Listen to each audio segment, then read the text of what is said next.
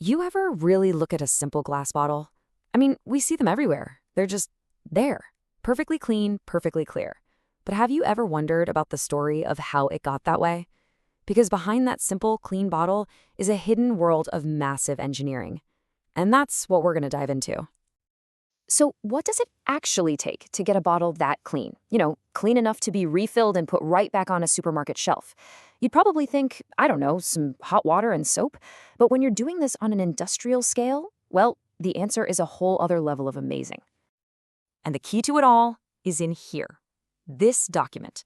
It might not look like much, but this is the spare parts list for a KRONES bottle washing machine. And by digging through these pages, we're going to piece together the blueprint for an invisible giant that honestly powers a huge part of our world. Okay, so first things first, we need to get a sense of scale here, because we're not talking about your dishwasher at home. Not even close. This is something else entirely. This is the machine. You're looking at the overall plan. And you can see it's less of a single machine and more like a whole self-contained factory. A massive, sprawling complex with just one job: wash thousands upon thousands of bottles. This is our unseen giant, humming away completely out of sight. So how do you even begin to wrap your head around a thing like this? Well, I think the best way is to just follow one single bottle as it goes on this wild, high-speed journey from dirty to perfectly pristine. The second those bottles enter the machine, their adventure begins. And the very first stop is the pre-soak. Think of this as the warm-up act, where all the easy-to-get-rid-of grime is loosened up, getting them ready for the really intense cleaning to come. And if we look at our big schematic, you can see the bottle infeed way over on the left. That's the front door. From there, they get moved right into those first tanks for that all-important pre-soak. Their trip through the machine's core has officially begun. After that pre-soak, things get serious. Really serious. The bottles are plunged into the main cleaning event, the caustic baths. This is basically a long swim in a powerful chemical solution designed to just strip away everything. Old labels, stubborn glue, any gunk you can imagine.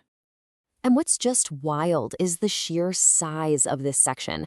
See that long, winding, snake-like path that takes up most of the center of the diagram? That's the caustic bath. It's designed that way on purpose, to give every single bottle the maximum amount of time in the solution for a super deep clean. Now, obviously, you can't just leave that powerful chemical solution on the bottle. So the final critical step is this multi-stage rinsing process that uses high-pressure jets of water. The manual actually lists a whole bunch of different jetting stages: fresh water, warm water, you name it, all to make sure that absolutely nothing is left but pure, clean glass. And this just shows you the incredible precision involved.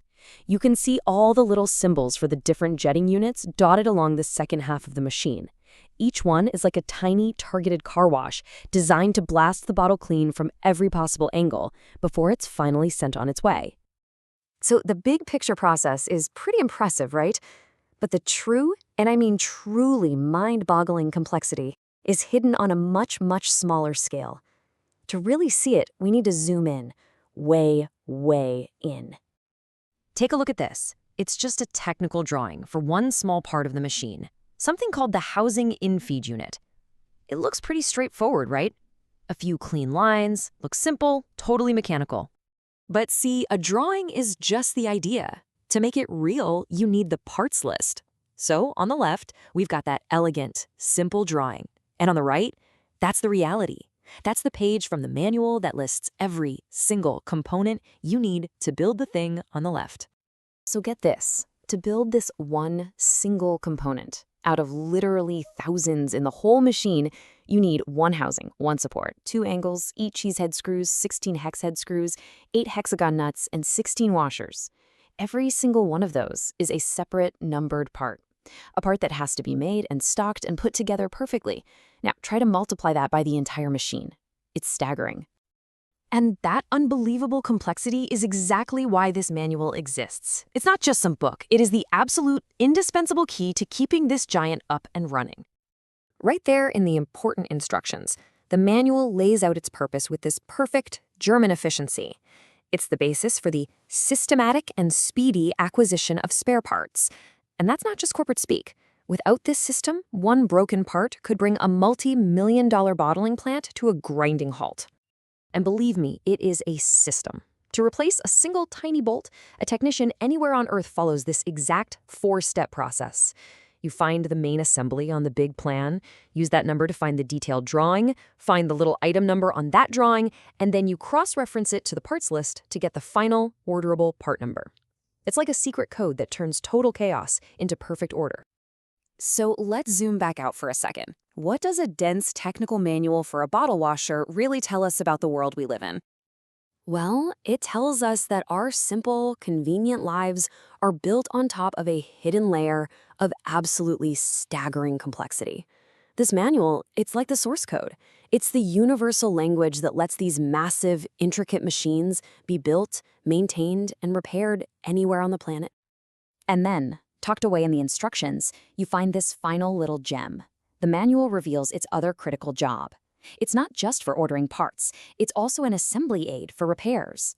It's the instruction booklet, it's the Lego guide for a machine the size of a building, and it's what ensures these invisible giants can live for decades. Which, of course, leaves us with one last thought. This bottle washer, it's just one example. Our world is full of these invisible giants, from the power grid to the internet backbone. So the next time you pick up a simple, clean bottle, maybe you'll wonder, how many other giants like this are hiding in plain sight?